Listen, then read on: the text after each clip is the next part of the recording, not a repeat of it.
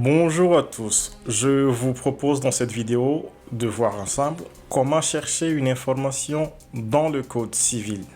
Je rappelle que cette vidéo est inspirée par cet ouvrage-là.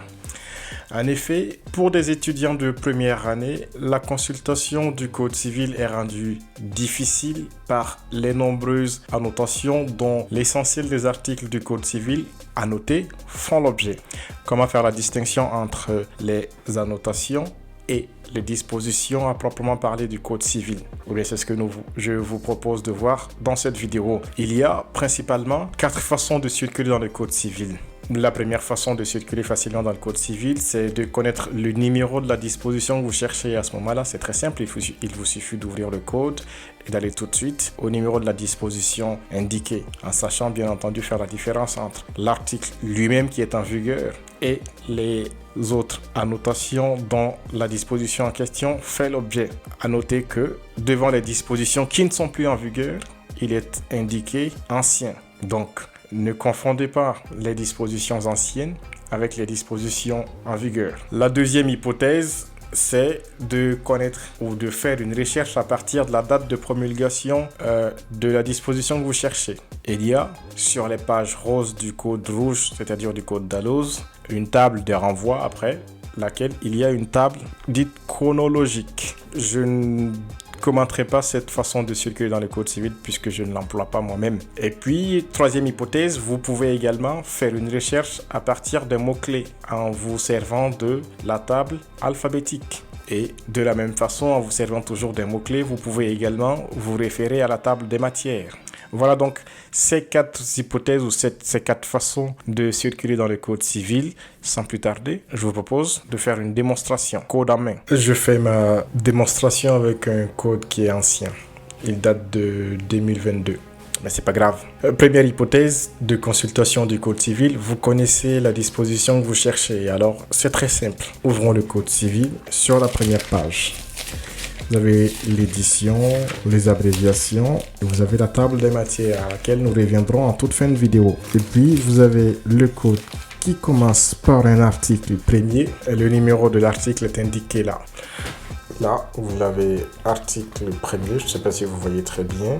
La caméra est assez éloignée, j'ai l'impression. Article premier. Et là, à partir de là, il vous suffit de compter. Admettons que nous cherchons l'article 1240, par exemple.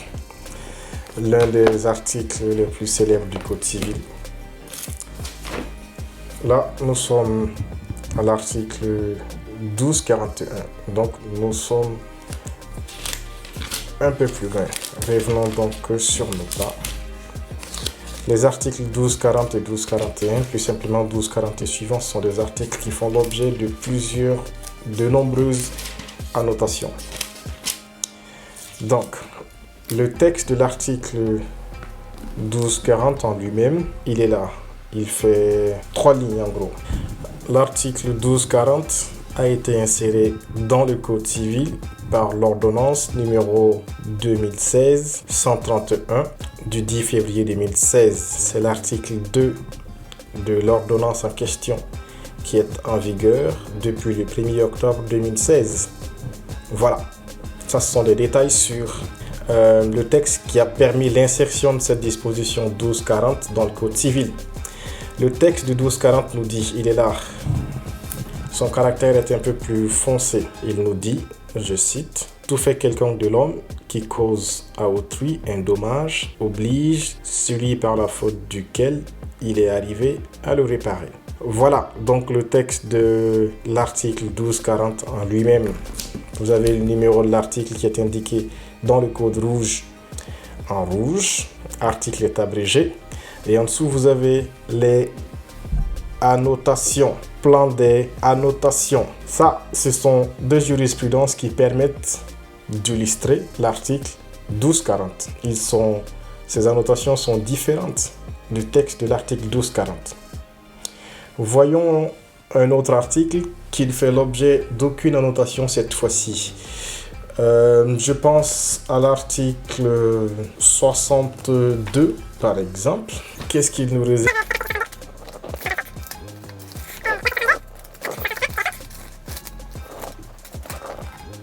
L'article 62 est par ici. Cet article 62 a été inséré dans le Code civil par une loi numéro 93-22 du 8 janvier 1993.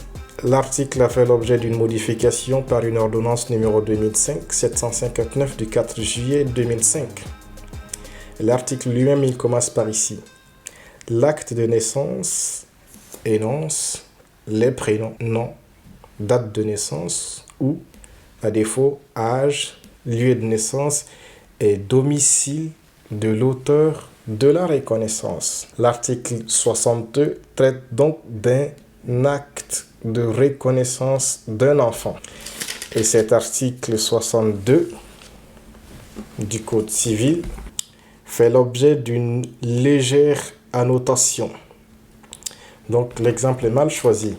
Voyons sur la page de droite les articles 64, 65, 64 et 65 du Code civil. L'article 64 a été introduit par une loi du 8 avril 1927. L'article 64 nous dit, je cite, « L'affiche prévue en l'article précédent restera apposée à la porte de la maison commune pendant 10 jours. » Alinéa premier. Le troisième alinéa nous dit « Si l'affichage est interrompu avant l'expiration de ce délai, il en sera fait mention sur l'affiche qui aura cessé d'être apposée à la porte de la maison commune. » Voilà. Là, de l'article 64, nous passons immédiatement à l'article 65. Je cherchais une disposition du Code civil qui ne fait l'objet d'aucune annotation. Les articles 64 et 65 sont une belle illustration puisque ces dispositions ne font l'objet d'aucune annotation. Les dispositions sont mentionnées par l'éditeur, les unes à la suite des autres. Ce qui n'est pas le cas des articles 66. De l'article 66 par exemple, puisque entre l'article 66 et l'article 67, vous avez une annotation qui est insérée par ici. C'est une légère annotation, mais une annotation quand même. Passons à la deuxième hypothèse par laquelle nous pouvons circuler facilement dans le Code civil. J'indiquais qu'à la suite de la table des renvois qui est par ici, nous avons une table chronologique. Alors, la table des renvois, c'est une table de renvoi des anciennes dispositions aux nouvelles dispositions, puisque la numérotation du Code civil a modifié, a évolué en 2016, à partir de l'ordonnance de février 2016. Donc, l'ancien article 1101, vous le trouverez aujourd'hui à la même numérotation 1101. En revanche, l'ancien article 1135, par exemple, vous le trouverez à l'article 1194 et ainsi de suite. C'est pas ce qui nous intéresse. Nous sommes passés trop vite. Voyons la table chronologique. Je ne ferai pas de grands commentaires ou de longs commentaires sur la table chronologique. Nous n'y sommes pas encore. Et comme il est indiqué dans le nota, avant la table chronologique proprement dite, on trouvera ci-dessous une liste classée par ordre alphabétique des différents codes reproduits en extrait dans le Code civil. Voilà. La table chronologique, en réalité, c'est une table à partir de laquelle nous pouvons retrouver une disposition si nous connaissons la date de promulgation. Eh bien, le code date de 1804 et donc il y a certaines lois qui datent quand même. Là, vous avez par exemple la loi du 6 Fructidor en 2, qui est quand même une loi assez ancienne. Donc voilà. C'est pas une méthode que j'emploie personnellement, donc je ne ferai pas davantage de commentaires sur cette façon. Passons donc sans transition à la troisième façon de circuler dans le Code civil. Si vous ne connaissez pas la date de promulgation du texte, vous ne connaissez pas le numéro de la disposition que vous cherchez, eh bien vous en avez une idée, ou plus exactement, vous avez un mot-clé. Eh bien avec ce mot-clé, vous vous rendez immédiatement à la table alphabétique dans le code rouge, c'est sur les pages roses, et vous cherchez le mot-clé. Admettons que nous cherchons les dispositions du Code civil qui traitent de la capacité. Donc, capacité est, à mon sens, un bon départ. Donc, nous commençons à chercher le terme capacité dans le Code civil.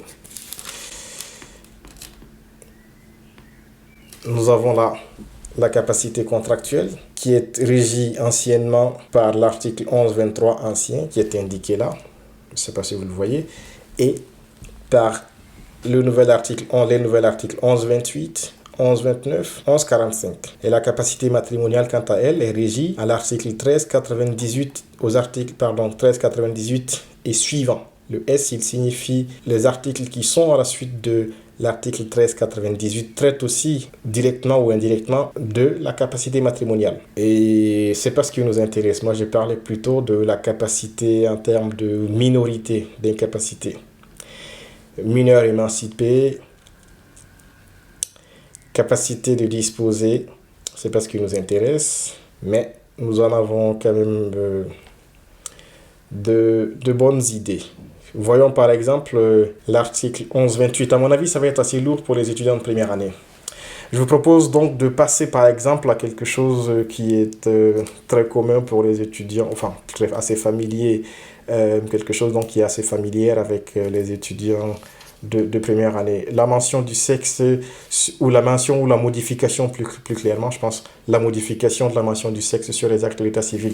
Et donc, à cette occasion, le mot SEXE, sexe, donc, nous servira de mot-clé. Donc, feuilletons le code civil à la recherche de ce terme. Tac, nous y voilà.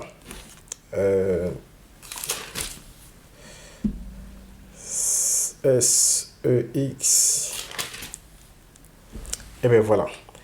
Nous avons la mention du sexe sur l'acte de naissance. L'article 57 en parle.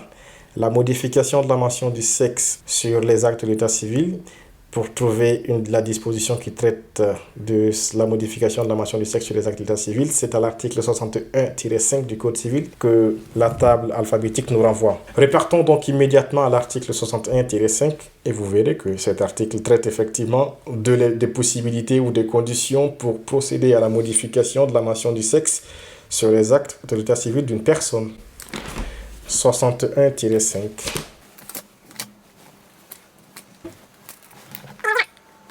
Article 61-5 qui a été inséré dans le Code civil par la loi numéro 2016-1545 du 18 avril 2016, article 56 grand 2 de la loi en question. Que nous dit l'article 61-5? Eh bien, l'article 61-5 dispose que, je cite, toute personne majeure ou mineure émancipée qui démontre par une réunion suffisante de faits que la mention relative à son sexe dans les actes de l'état civil ne correspond pas à celui dans lequel elle se présente et dans lequel elle est connue peut en obtenir la modification. Deuxième alinéa, les principaux de ces faits dont la preuve peut être rapportée par tout moyen peuvent être, voilà, vous avez les cas. Et l'article 61-5 fait l'objet d'une annotation plutôt importante. Voilà. Donc, vous avez de la jurisprudence en dessous qui vous permettent d'illustrer. Quatrième et dernière hypothèse, eh bien, le recours, comme je l'indiquais en début de vidéo, à la table des matières. Et pour cela, il faut encore une fois avoir à minima un mot-clé, tout simplement. Et vous avez l'organisation du Code civil en livres, en titres et en chapitres, et en sections, etc. Donc, la lecture de ces sections qui sont des intitulés, devant lesquels il y a des numéros qui sont en réalité des numéros d'articles. Donc, si vous cherchez, par exemple, les dispositions qui traitent du mariage, eh bien, la table des matières nous dit qu'il faut aller aux articles 143 à 227 pour trouver les dispositions qui traitent du mariage. Spécifiquement, chercher les dispositions qui traitent des qualités et conditions requises pour pouvoir contracter mariage, eh bien, la table alphabétique nous renvoie aux articles 143 à 164, ça se précise. Et puis ainsi de suite, ainsi de suite, ainsi de suite. Donc il faut avoir une idée, un mot-clé, de ce que l'on cherche comme information dans le Code civil. Et à partir de cela, soit vous référez à la table des matières pour trouver un numéro qui correspond à votre mot-clé, ou alors allez à la table alphabétique pour trouver de la même façon un numéro qui correspond au mot-clé. Nous voilà donc au terme de cet épisode consacré à comment chercher une information dans le Code civil. J'espère que cet épisode vous sera utile. Dans ce cas, n'hésitez pas à liker ou à laisser un petit commentaire.